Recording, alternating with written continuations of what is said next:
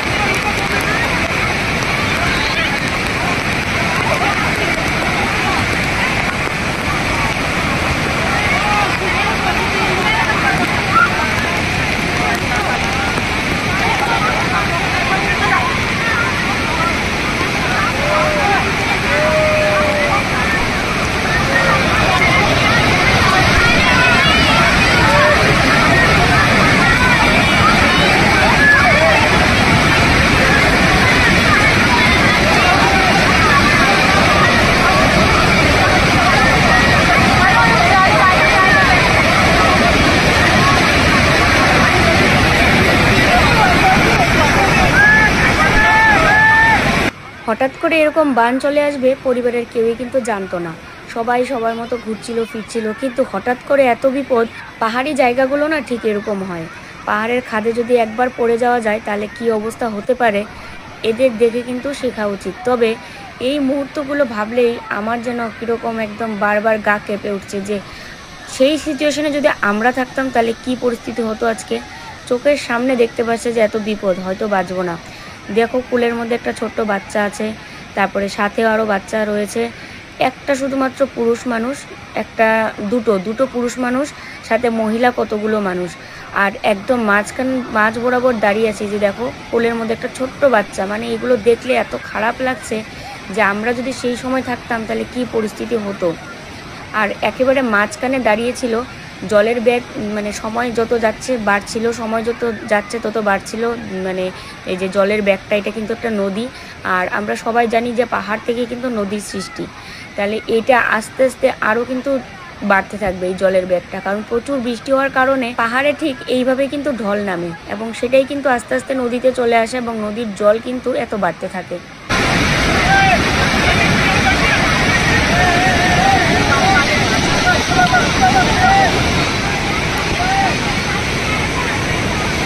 कोई भी बहुत तकलीफ होगी।